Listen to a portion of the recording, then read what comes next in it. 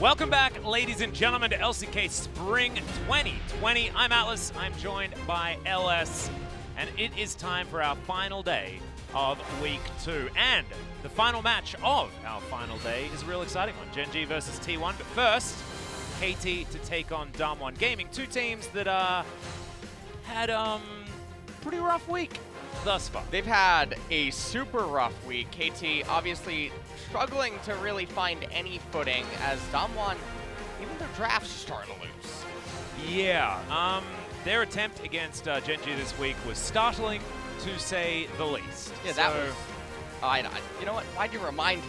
Well, I mean, we just filmed our next episode of the Pog State. I reminded you plenty of times during that as well. I feel like it's my job at the moment to do my best to trigger you at each and every moment we are in front of a camera. Oh, it's your job?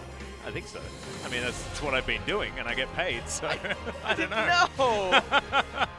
All right. Sometimes you got to stick to what you're good at. Yeah, if you find something that you're good at, then do it, you know? Follow your dreams.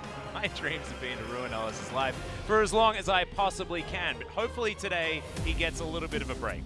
Bringing up the standings, you can see that, yes, it is going to be top versus bottom, as T1 and Gen G, that will be our big match. But DAMWON versus KT is certainly some bottom-tier gaming. Now, -1 versus -4 as far as points are concerned, though. Not negative gaming here. No?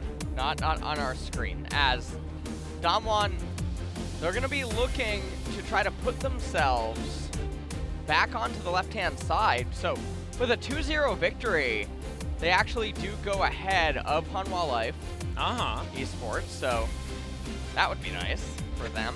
As KT, the upside for them is that even if they lose, as long as they get one win, they still stay ahead of APK. Well, staying ahead of APK isn't necessarily what they're gunning towards at the moment. No? I think this is KT Rolster. This is a very storied org in the LCK, and I have a feeling they are extremely disappointed that despite the fact that they completely reorganized their roster, they haven't been able to get out of that relegation zone, which they continue to sit in. Hanwha have been a little bit luckier, especially with their creative drafts. That certainly helped them out. Now in 5th place, they're used to 6th or relegation zone. So they really are. 5th place is incredible, as we are now going over the points of the match for this one. Performance doesn't meet the expectation. We've got a long way to go. DAMWON didn't change anything other than coaching staff, and that seemed to have absolutely destroyed this team. They look like a shadow of their former selves. Yeah, they really do. They're struggling so hard coming back into 2020. And we have to wonder what is going to make it stop now. In their previous series in the week, obviously, I was just wondering where were they going with some of the choices that they were making, both in-game as well as in Champ Select. Yeah, in everywhere, by the sounds. And the next thing about DAMWON can't play around topside forever. They need nuclear power in bot. I'm not so sure that's... Well, so I was talking to Wadid about this earlier on today, just discussing DAMWON and their history. You know, Beryl and Hoyt used to actually be teammates on this team. They used to play bottom lane together. Okay. When's the time that Beryl gets back his 80 carry pants and heads like towards Vista. the bottom side? Yeah, because we've already seen Vista do it pretty successfully. These questions are certainly ones worth at least thinking about. As gold lead at 10 minutes, 85.7%, and they've lost so many games. Yeah, and they just end up throwing it away. And, you know, remember that Nuguri managed to steal a game away earlier on by CLGing. Yeah, he CLG'd extremely hard. Yeah, and so able to backdoor that Nexus. And honestly, if you look at some of the ways that DAMWON has won their games, it's not a very good feeling. It's not clean by any means, and it's not what you would expect out of a team that stuck together after Worlds. Yeah, it seems like they don't know how to play the late game anymore. That's the issue that I'm seeing, right? Like, and I don't know whether this is a practice situation or what, but it feels like they are able to lane very well. Canyon's able to execute his early jungle paths very well, as he always was able to. But what they can't figure out is cohesion in the late game, which is super ironic given the fact that they're the only team that stayed together as a 5-man unit after 2019. Yeah. All right, let's check out some of the highlights here from DAMWON. As this is their Gen G match earlier on this week, and there aren't too many highlights from this one. They had a few moments, this one being one of them. And, you know, Rascal at level 1. Yeah, spoiler alert, Rascal turns this lane around pretty hectically. Yeah, he ends up turning it around, and this Renekton just got so far ahead, but it just didn't end up mattering. Nope, because level 6 happens, and then you get the Superplex, which you like to talk about. I like that. You're calling it that now too? No, I'm not. What? Yes. I you are. To it you feels better. I'd say suplex because that's the real term. No, it's a superplex. Superplex doesn't make any sense. I don't even know what that is. That's a real wrestling move. No, it's not. Yes, Suplex is the wrestling move. And then superplex is the super form of it. What?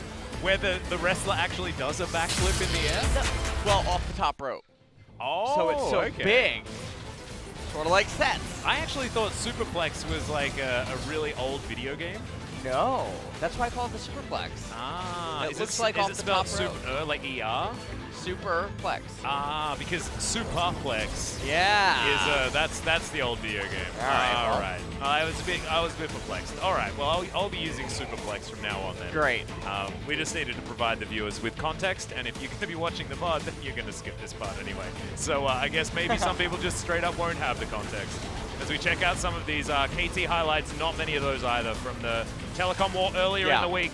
This was a T1 masterclass in how to dismantle a struggling KT as Bono versus Canyon will be our key player matchup. Bono probably had one of the worst games that a jungler has had in a very long time in Game 1 versus T1. Well, and he's desperately going to be trying to turn this one around. And the other thing about it is Malrong came in and actually, surprisingly enough, wasn't sinning a lot inside of the jungle on that Gragas pick. And so, definitely very perplexing. If KT bans Jarvan, we can assume that it's against Bono and not Canyon. Yeah, absolutely. It was just, just not great. Just not great. As he has the lowest KDA of any jungler in the league at the moment. There is a few extra junglers because we've been subbing Malrong, so theoretically there's an 11th place as well, so not entirely sure how those standings are, but last place as far as how many teams there are is certainly bad news, and Canyon has been playing all right. I think he navigated the early game on the Taliyah especially very well. Yeah. His ability to camp Rascal, and then the game fell apart around them, but Bono, if he doesn't win early, they lose. So I think if DAMWON are going to be favored in any matchup, I think this one is one where they are, based on Bono's playstyle and how he's able to translate any of his leads, because he hasn't necessarily been able to do that unless he's got himself ahead in the early game. And even if KT does manage to get ahead, it's not like DAMWON don't have good enough individual players to come back, and so also seeing the manner in which they get ahead and with what kind of champions, I think is also going to be really interesting to look forward to, as no real big surprises coming out here today in game number 1 as the players take their seats. Yep, going to be heading out. No bows to the audience or anything like that here today. Coronavirus is still a scary thing. In fact, our producer with a little bit of a fever at the moment. Thankfully, we have G-Sun to take care of us here today, but it just means that as soon as your temperature is a little bit up, you ain't allowed in here.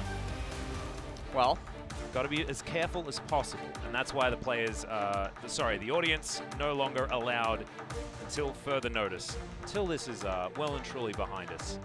As we check out the starting rosters, Canyon, Nuguri, and Showmaker still definitely the players to watch on this team. Bottom lane struggling a lot and still not able to decide on which support player to utilize. Hoyt down there this time around, but it was Beryl that was settled on at the end of last year, and now Hoyt seems to be starting more often than not.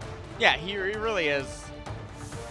And KT being on red side might end up being able to favor them in today's match. Some counter pick opportunities, maybe. Aiming and Tushin down there. And we are still on 10.2, so none of the new stuff with like Ezreal Yuumi combo gonna be coming in. Yep, looking forward to seeing that again. Feel like it's a direct buff to Harmwell Life, depending on how their bottom lane's able to navigate the 80 carry position. We know as soon as Yumi's good, Lance is pretty damn good. But he's not in this game. This is DAMWON now with our first ban opportunities. We get into the ban and pick for our first one of our final day of week 2. Certainly taking their time. Is Olaf going to be the first ban here, away from Bono? Akali quickly banned away as well. Yep, still DAMWON, the team that you definitely want to be banning Akali against, and a blue side of Aphelios ban is a curious one, but giving a lot of respect over to Aiming, who has been one of our better Aphelios players, showing that DAMWON might be wanting to get one of those priority picks. Maybe going away from the we're going to nah counter pick and we're going to actually pick the set, which KT also realized and immediately banned that one away. DAMWON now have to decide on the last ban. Will they just ban MF? I was talking about this earlier on in the day, watching LCS. Yeah. That was a good time? Well, you know what? It was. Nice. Okay. You know what? It's very fun. I woke up this morning and watched a bit of LEC rebroadcast. Okay. On my way over here. I only caught the last game. Yeah? Yeah. Some surprises over in the LEC. Yeah. A bit of a surprising last day. Yeah. To close out this week. Shulker. I'm a new fan. I mean, who wouldn't be? Yeah.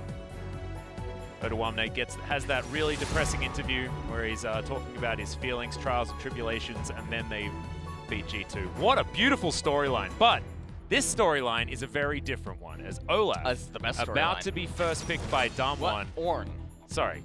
Yeah. Did I say Olaf? He was first banned. The Ornn going to be first picked. Thank you for the correction. That is really weird. What? That's one of the weirdest. Imagine.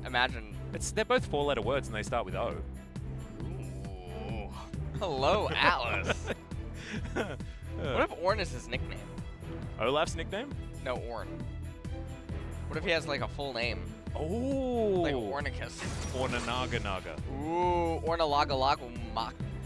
There's like that? I actually had a friend in World of Warcraft that name? who was Great. called like Orngana or something. I don't remember. It was Okay. like 10 years ago. So that's what Ornn's name always reminds me of. Well, MF, DAMWON, we're sinning on Yeah. KT side. Real hard. Yeah, with the Aatrox there by KT. MF, though, pretty standard. We'll see how DAMWON are going to respond to this. So we've obviously seen an uptick in Ezreal picks here in the LCK. He was also getting picked in the West as well. Yep, picked in the LEC when I was watching it. In fact, as the Zoe picked up from Showmaker, that means that it's likely that Noguri is going to be playing the Ornn, which excites me a lot because you've been talking about top laners that haven't been able to navigate the Ornn lane very well in an aggressive sense, you know, identifying when you can combo people to death. That's what Noguri's really good at. Yeah. And so maybe he'll be able to demonstrate that for us as we've got a mixture of composition identities here for DAMWON Gaming as the Rek'Sai comes in for Canyon, one of the champions that he debuted with a lot of success on. As KT now to think about most likely their jungler. Bono can go for his Jarvan if he wants to. No. All right. Their flash in the Gnar is a little bit of a troll, I think, as Kuro will be most likely locking in the Gragas and does so. Now, the really interesting thing here about not picking any AD or support is it makes it so hard for KD to ban because everything is just so wide open. Yeah. And so... And also, I mean, this could be Hoyt's Ornn on the bottom side, and then DAMWON could. can counterpick the Aatrox if they would like to. Aatrox a difficult champion to hard counter or anything like that. He just survives in lanes, which is why you see KT picking up blind in their first round. Does sort of have only one identity when it comes to when he's going to be strong in the game, but is always able to get through a laning phase. Well, Varus being banned away by KT. And they're just going to ban away the generic ADs, I assume. So either expect a Ezreal or a Xayah ban. I reckon Nuclear's playing Kai'Sa this game. That's what I think. I think Ruler opened the floodgates, and Nuclear was one of our premier Kai'Sa players. And by premier, I mean he played it the most. Especially even during Worlds. Oh, yeah. As well. He played a lot of Kai'Sa over there. And the other thing about if you don't ban away Xayah is the enemy team can actually just B4, B5 Xayah Rakan. Yep, which is why that's going to be banned away. I was actually thinking if it was left available, they would just pick it. Hoyt's the Rakan player on this team as well, so it's a bit of a no-brainer. And I like that KT are forcing DAMWON to think a little bit deeper on what this bottom lane is going to be comprised of. Still, they've got a few things to think about as well, which is where this Gragas is going. Could, of course, be TuSon's support if they want to go for a kill lane. Can actually work very effectively with the Misfortune, but we haven't seen very much Gragas support so far today. Oh, KT. Do you know... I want to... Lucian Flex. Lucian Flex, Gragas Flex into Karthus jungle. There you go. Final pick for KT. Beautiful. That's what symphony. That's what the perfect draft looks like. I'm gonna just call you KT's Mozart. Set. Thank you. At this point. I'm more of a Bach man. Yeah, myself. I'm more of a Bach. Yeah. Okay. I just like trees. All right. As that final ban was the Braum. We didn't talk about that. That's gone. Basically, is what. Hey. Later on, that's what. Okay. And here we are. So it seems my waters are, in fact, the right temperature here today. Kai'Sa going to be locked in for Nuclear, and Hoyt going to be heading over to the Leona this time. Now, TuSon, just lock us in that Karthus. Just show us that that KT's been doing some learning. You already know. You already know that Sir Thomas is on his way. Can you please stop pretending? Oh my god. You already know, Alice. Oh, don't do it to me. Don't do it to me. Alistair is a little bit more exciting at least, so they are going to lock that one away. The catfish has evolved into a cow. Jesus. We skipped forward like millennia. Yeah, we did. Didn't we? Yeah. My god. Well, so this is going to be the end team composition. KT are interestingly going to be the ones that are sinning this time around. Now, the Gragas does get to actually scale quite well into the later stages because coupled with the 80 top laner, 80 mid laner, so Sorc Pen Boots plus Oblivion Orb probably going to deal true damage to the Zoe and the Kai'Sa, and then come pretty close to doing it to the Rek'Sai as well, and those are the targets that he's gunning for anyway, but the late game scaling of DAMWON as well as the power of DAMWON's team composition in mid game if they're on even footing is super insane. I'm actually really happy with DAMWON's draft, with what they've put together, because they've got abilities to come online at really interesting times. I mean, the Ornn actually lanes very, very well, so that gives Canyon a clear gank path, as we're seeing the composition here. Showmaker can really control the mid game on this Zoe, and setting up Nuclear to be able to follow up on picks with that killer instinct is very, very strong with the amount of long-range CC they have in the Solar Flare, in the Bubble, in the Ornn. The amount of follow-up that they have available to them is very, very high. So DAMWON, I think, navigating throughout this entire game won't be as difficult as a lot of these Ornn compositions can be if they fall behind. So we'll see. Also very excited to see Noggery on the Ornn pick this time around. Some interesting turns in this draft as we get into game number 1 of DAMWON Gaming versus KT Rolster. Both of these teams desperate to bounce back after 0-2s against the two teams playing later on today. Gen G and T1. A super hype matchup, guys. That is going to be so good. This is a precursor, has already had an interesting draft. Let's see whether this game's actually going to work out. You know what I mean? Yeah. But sometimes the support act is actually just as good, if not better. Ooh, it's happened to me quite a few times, actually. You know, you go to gigs and you're super excited about seeing Ed Sheeran, you know, and then One OK Rock comes out and opens for them, and you're like, damn, this reminds me of my childhood.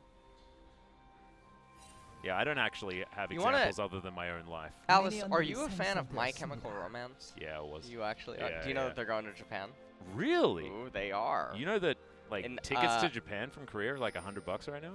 They're less than that, actually. I was actually looking at them today because one of my American friends is going there. And the lowest one that I saw was $44. $44? Yeah. Damn, there's a bus ticket that's more expensive than that. Jeepers. Well, you might be able to convince me. It depends how much of their stuff before the Black Parade they're going to be playing, because honestly, after that, I lost a bit of interest.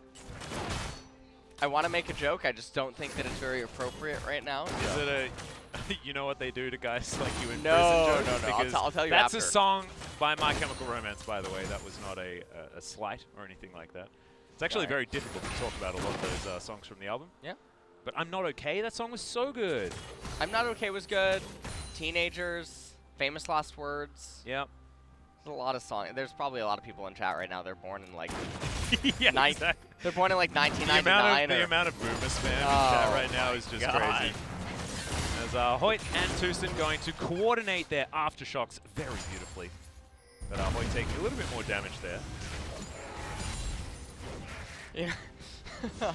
Oh man. You okay? Someone's example of Chemical Romance is locking in Elise. So cute. That really, landing the cocoon just really gives the dopamine, you know? Oh, man. Famous last words, open mid. Oh, jeez. Well, we'll see whether everyone's going to be okay in this particular game, as Tucson aiming at the moment, just casually farming. Tucson using his Pulverize in order to lock down a cannon creep and get a lot of damage onto Hoyt. Love it. Well, let's take a look at what is going to end up happening here in a couple of minutes, though, as everything has just been really standard. And so, you know, I took a little bit of a gamble starting things off with the lull state talk. Yeah. I think that we really just hit the nail on the head, and I'm feeling really good about it. I think you've nailed it, yeah. Yeah, your lull state recognition. Yes. Just 15 out of 10. Really well, like it. Except for yesterday. Let's not tune into the VOD. Yeah. I said a game couldn't end after top inhibitor was taken. It ended like a minute later. Oh. That was a bad one. That's a yikes. Yeah. But you guys had some good games yesterday. We did. KT pulling things, Dragon I was dying. Back. Fortunately, though, I had sunglasses. Yeah, you were having a rough time. As in goes Nagari. So I'm going to flash, but the flashes immediately follow. Nagari going to make him brittle and take him down. First blood going over to DAMWON. And so right now, in this game, the Orin getting ahead of the Aatrox is a pretty big nightmare because Aatrox is already disadvantaged in the matchup. So we'll see how Nagari is actually going to choose to build here. I am personally a really big fan of Ruby Chain Vest. I talked about this before on the broadcast. Ruby Chain Vest. Ah, okay. Oh. That was about the max distance of the Searing Charge right there. Yep.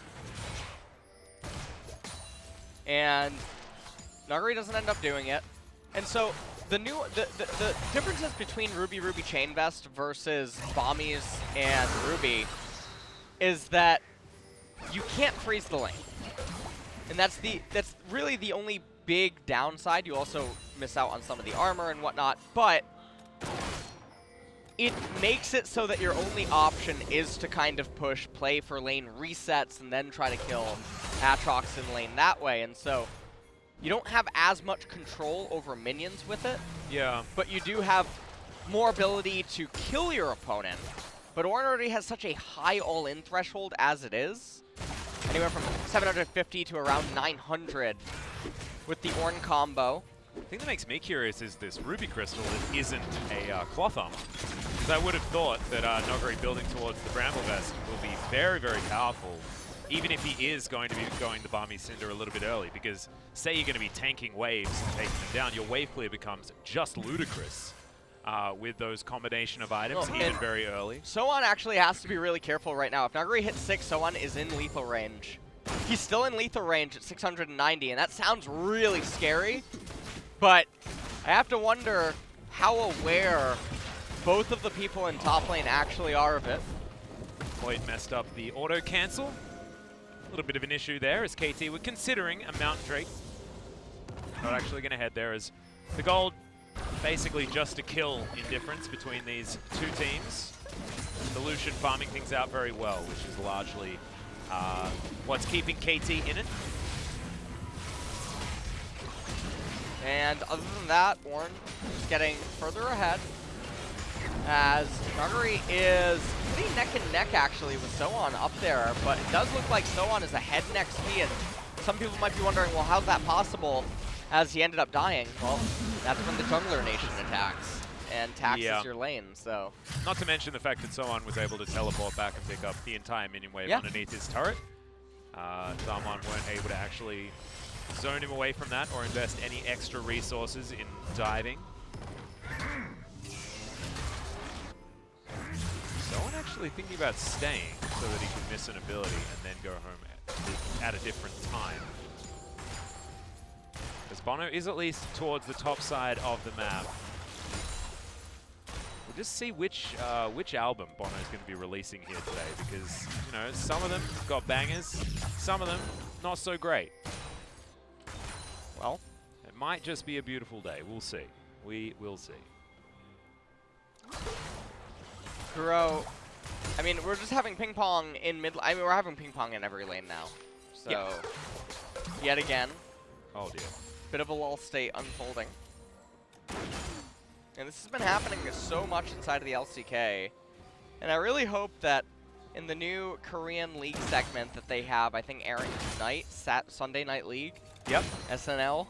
Yeah, well, Sunday Night League is actually going to have a bit of a discussion about player of the game as well. I know we've been talking about it. You and Valdez tend to talk about it a lot, but talk about the differences between the Korean and the Western idea when it comes to like who should deserve player of the game. I think it's actually going to be very interesting hearing from the Korean side their opinion on players that we deem worthy.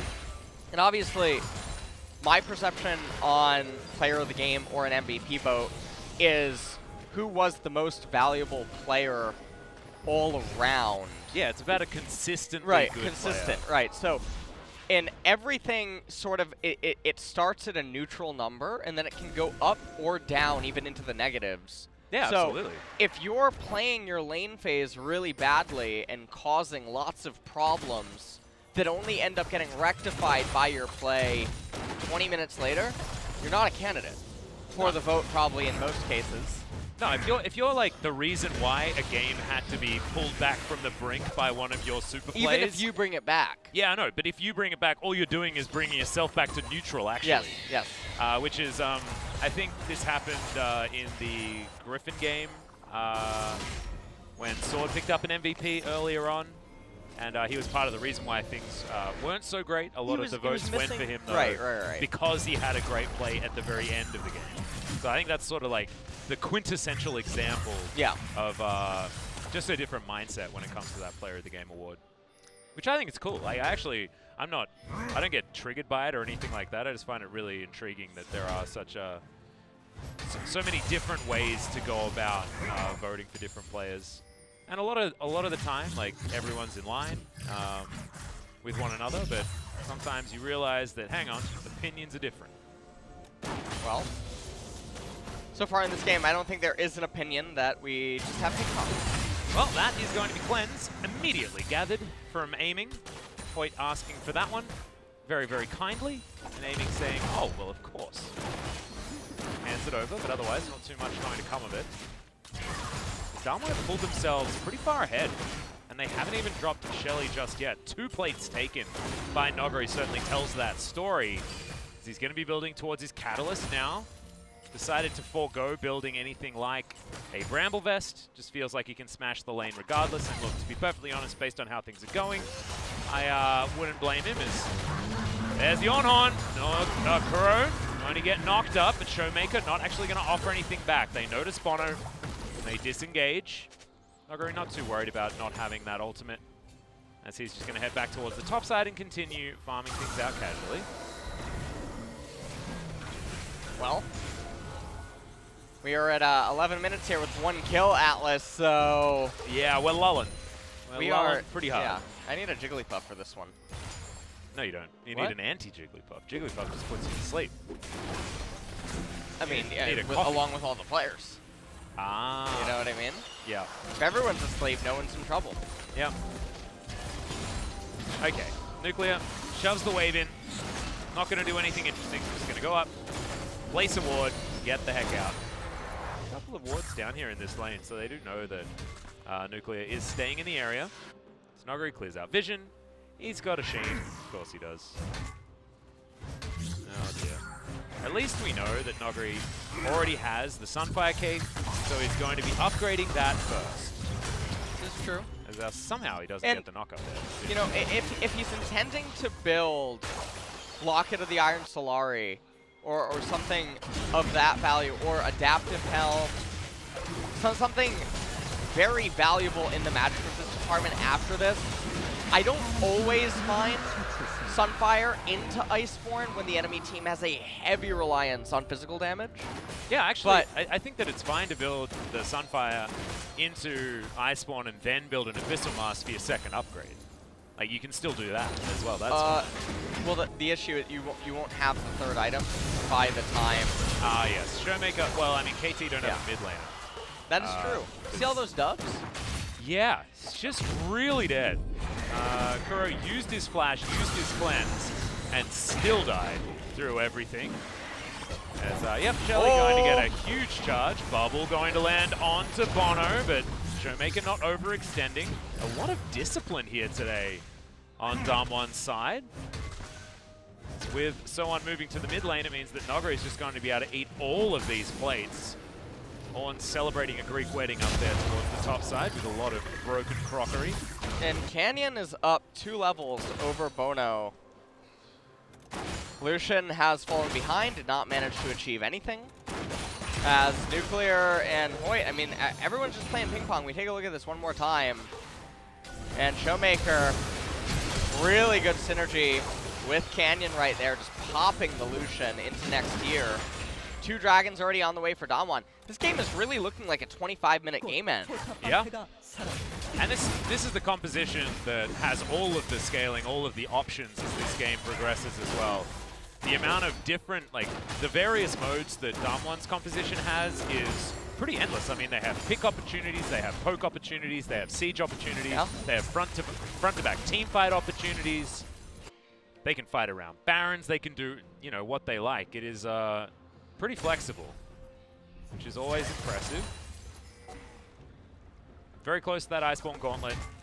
Very close to another item here for Showmaker. We'll see whether he does decide to complete an Oblivion Orb next, which I actually don't mind, to be honest. You have Double Pen and the Luden's Echo.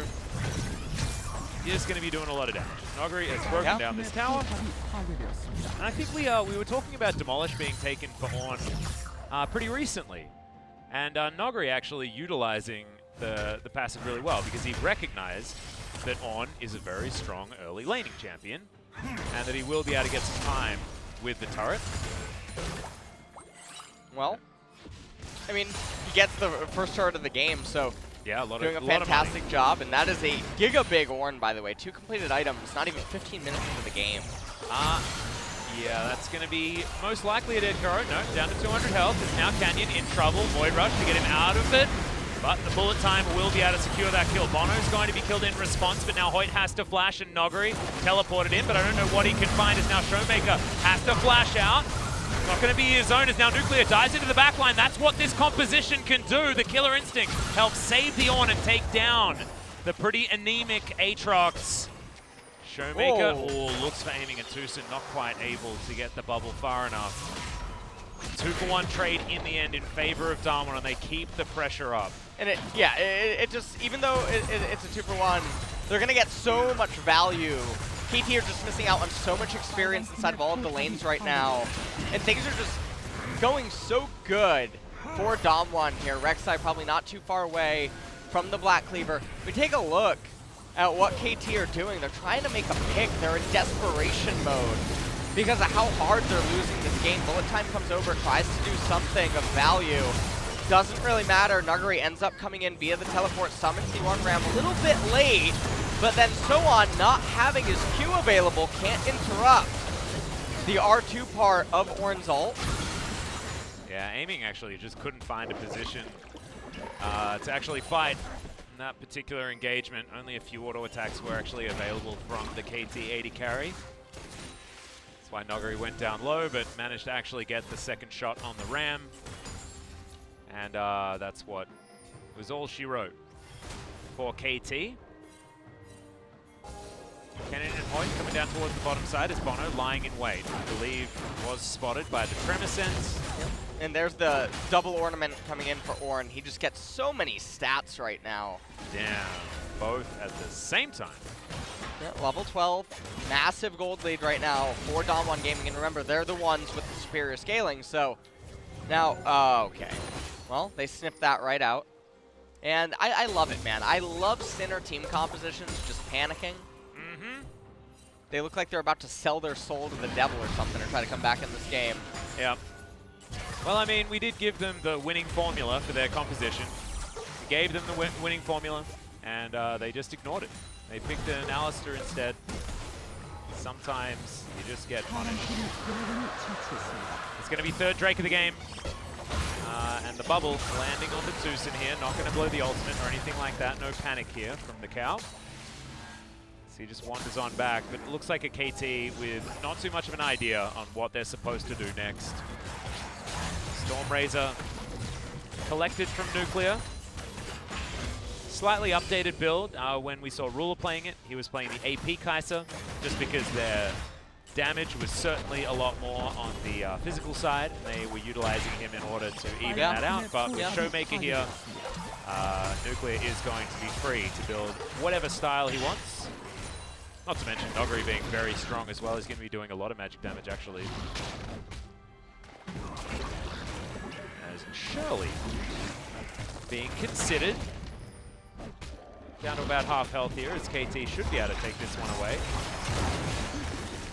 Noguri may move on down, but and the thing is going to be secured. If a team fight ends up breaking out over something as minuscule as this Rift Herald, they would just be throwing the game away. So, really fortunate for them they're able to sneak it, but honestly, everything is just slipping so far away. They're going to have an ornament coming here soon on Zoe. So, Showmaker has Proto Belt. Yeah, that's... I mean, it's something. It is. I mean, it adds to his burst combo. It does. You know, there's that. That is It's a thing. probably better than Morellonomicon. Well, against the enemy team composition, I would actually say no. And the only reason that I would say no is, well, okay. Proto Belt's probably, well, Proto Belt is better than Morello, but worse than Oblivion. Yeah. In this spot. So if an Oblivion Orb was purchased, that would have been the perfect mid-game Yeah, option. Oblivion Orb and then moving into another item because there's no magic resistance present on the side of KT. And so we take a look at Lucian. He's at 43 magic resistance, and that's because he has the magic resistance runes because of the laning phase. Yep. So he opted into that rather than either HP or armor or whatnot. And Alistar down there at 39. So if Zoe just had Spark Boots plus Oblivion Orb, you get 33 Magic 10, almost true damage onto both of those targets. Ends up being so valuable, and then you start putting the excess gold towards another completed item, like Rabadon's Death Cap, or something of that nature. We're going to need Nuclear to pick up an Infinity Edge ASAP, so that Molten Edge can come in. Waiting for that Black Cleaver so that Noguri can upgrade it, and also waiting for him to head towards the mid lane so that he can help Showmaker out with his Luden's Big Echo. Luden's Cacophony. I like Luden's Cacophony. Luden's Pulse. I know that's what it's actually called. Oh, do you? Cacophony. Okay. Luden's What is Rabadon's upgrade called? That's the, what's it, hell, cap thing. I don't remember. Yeah. Yeah, I'm sorry. Yeah, that's fine. Not a big deal. Damn it, I did know that. Yeah, I'm sure you did. I'm sure you I was did. almost ready. What is the Black Cleaver one? Obsidian Cleaver? Whoa. I know that one. What's Triforce? Trinity Quadraforce? You call it a Quadraforce? I am done. I actually don't know. Is Canyon Tunnel's out. Uses the flash as well, though. Nuclear split pushing on the top side, has Hoyt in his back pocket to try and help him out. Ward there, I believe, gave Kuro the idea that there was a Leona coming in. He does have his cleanse available to get out of any CC. Now I'm triggered. I want to know, I want to remember what the Death Cap item is. Yeah. Well, Death Cap item is Rabadon's Death Crown. Death Crown. Oh, that is. Sounds like Death Crown Citadel. I know, right? That's Ice Crown Citadel. Yeah, I really want a Lich King Mordekaiser skin. I mean, all of his abilities are from Death Knights. It's actually Yeah, they pretty are. good. I mean, he is a Death Knight. Yeah. So. Right, well, that's true, I guess. Yeah, you know. But it's just... And he brings you to the Death Realm. You know? Which the Death Knights like to do. It's like straight out of Nax. Sort of like the Ebon, yeah. Ebon Plague? Yeah. Ooh. Were you an unholy Death Knight player? Is that what you're telling me right now? I actually did play Death Knight. I dabbled a little bit in the Wrath Death of the Knight? Lich King, though, I was a Resto Druid. Oh, really? Yeah. Resto Druids are actually really strong, you know. In Wrath, yeah. The tree? That was when they finally did something. I mean, that's why I love, that's why they call me LSAK Love Soraka. You know? It's all making sense. It is. I also like Ivor. I've now figured it all out as Tucson goes in for the engage. Rek'Sai nowhere to be found as Tucson actually just not going to get too much follow-up for the longest time. Bono comes in, hits 4, finds the carries in the backline, and Showmaker destroys Bono. What a beautiful team fight thus far as Nuclear hunting after the Lucian. Will pick that one up, and there is another 80 carry here for him to find. Aiming, picks up a Summoner Airy down to about 50% health, but will be able to make it to relative safety. But honestly, this game is basically done and dusted. DAMWON are free to move to the Baron if they would like to, or they could just start pushing things down as Ocean Soul now collected for this DAMWON squad. Yeah, I mean, it's just super insane what is going on right now. DAMWON 8-1 is the gold score with Ocean Soul. This game is completely a wrap. They're going to be able to end with just the Baron as the Sinners. They've been purified here in game number 1. They have. It's been an exorcism in this game. I like that. I like that. Be gone, evil spirits. Spirit's not in this game. And you know what happened? Yeah. The holy water was sprinkled. I got a bone to pick with Spirit. I spoke to him yesterday, but we do have a replay to go through first. As you saw Tucson, he went for the engage, but the follow-up was so slow. And the other thing about this is that Nuggery, he has his flash available as well. There's just no universe where KT can ever realistically win this fight, but they feel compelled to do it because they're sort of forced to. It's the Ocean Soul. Yeah. So even if there's a 2% chance that you can win there, you have to try to get that 2%er. Well, they weren't able to. The Morellonomicon we were talking about was actually third item here for Showmaker, so he has completed that. I believe put it together, just the entire item. He had a lot of money in his back pocket. Stopwatch there as well. This is going to be a Zoe very comfortable. The next team fight is, can 4 people kill Nogri, especially with Nuclear on his way down? That is going to be the question. Bella's Breath comes down. He's already taken a lot of damage, but Searing Charge will get him out. And now Solar Flare comes in. We look for the carries. We find them in the back line. As Hoyt's also there. Kuro obliterated. Double kill for Nogari. As the Misfortune does get one back, but now Tucson with the ultimate not going to keep himself alive for long enough, and so on now finds himself alone in amongst this one. Double kill for Showmaker as he cleans up the fight. And it's an ace.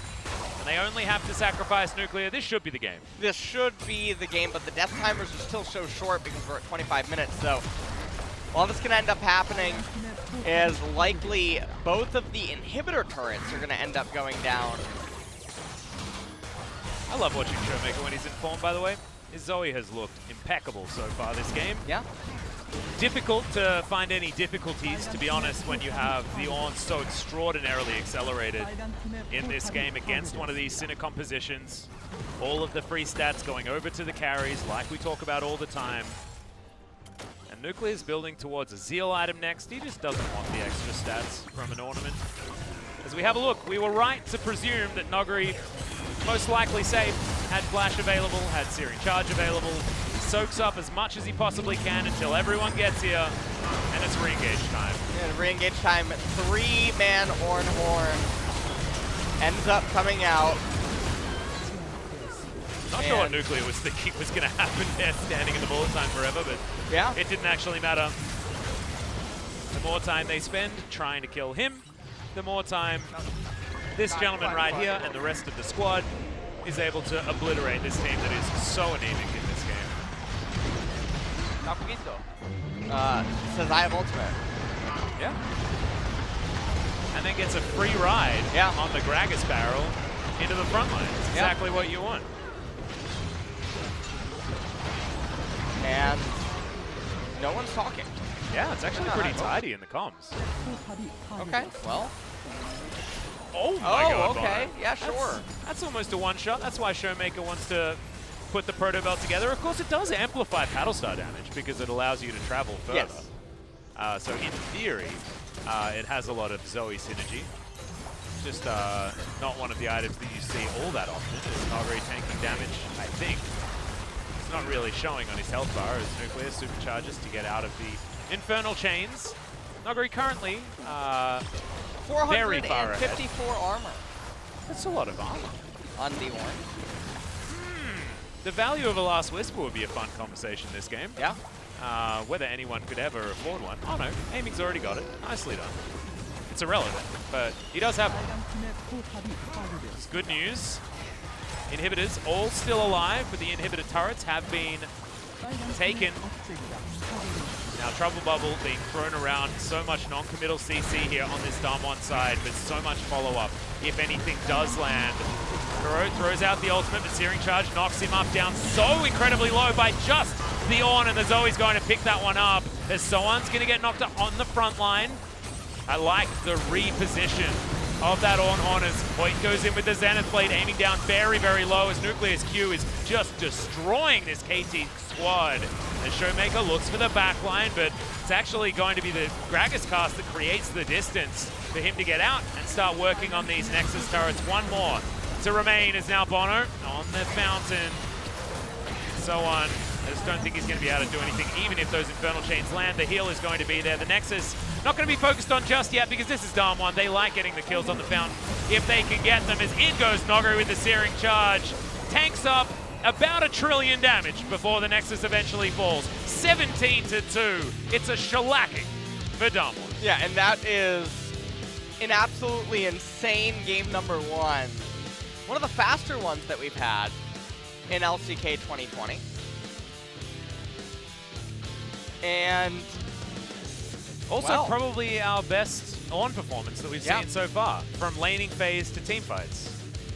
I really enjoyed watching Noguri on a champion that's not necessarily one that a lot of his fans would want him to be on, right? Like, a lot of people watched Noguri at Worlds, watched Noguri during the 2019 season where he was just clapping people on split pushes, on these damage dealers that like to pick up things like Trinity Forces and all that sort of stuff. Nice to see Sunke and the gang for a little while before we were back on the screen. But I just think that, like, watching a Master on the Ornn after we've had so many Ornn performances that have disappointed you, Mr. Ornn aficionado, it's great to see how it's supposed to be played out. Well, you have to wonder what KT is actually thinking now going into game number 2, because it really just felt like they weren't playing to win that game. They were playing to not lose. Yep. As every single lane was just playing ping pong. Nothing was really happening. They drafted a team composition that, in theory, would want to play aggressive and play proactively. Yeah. But then every single time they were just doing stuff in the lane, it just felt like nothing was going to go on, and they hand-took the ping pong all around. And then as soon as the camera cut to them, if they go backstage, none of the players are saying anything. And so maybe they're already just defeated. Well, after, you know, their first game, Telecom War is a big one. Emotions would have been running high, and they did not perform very well there. This was very cut and dry. Look at that exponential graph of the gold. Things started badly and ended badly.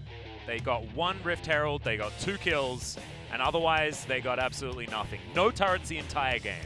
The map was DAMWON's from go to woe, and look at the draft. I mean, this is an Ornn comp. This is a Kai'Sa comp that was able to navigate an early game very, very comfortably. In fact, almost too comfortably, being able to pick up everything that they ever wanted to. A couple of kills going the way of KT, but they're going to need a full rearrange as we move into game number 2. That will be happening right after this short break. Don't go anywhere.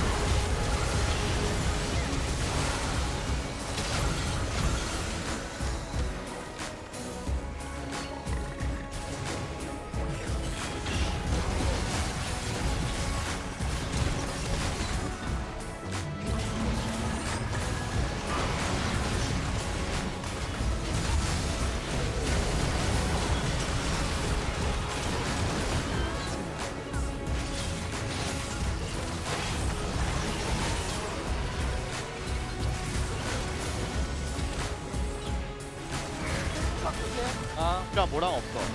가볼게. 가볼래? 노플. 다음 뭐? 아트. 아트. 나 이 박치게 되는데. 아, 가볼래? 알려줘. 야 비포. 되나? 타워으로 나야. 야 타워 치자. 웨이브 없어. 타워 쳐야 돼. 야 그만. 나 뺄게 타워으로. 웨이브 오면 돼. 타워 너무 많이 봤는데? 근데 우리 다 받아라. 시작 끝났어. 다 잡자. 많이 바꿔봐. 일단 타워부터 할게. 일단 타워부터. QE 할게 QE. 되나 이거? 안 될 것 안될것 같아. 같은데? 개우봐. 하면 되나? 딜량 올리자. 죽여. 가져봐. KD, 우리 KD 복구야. 나이스.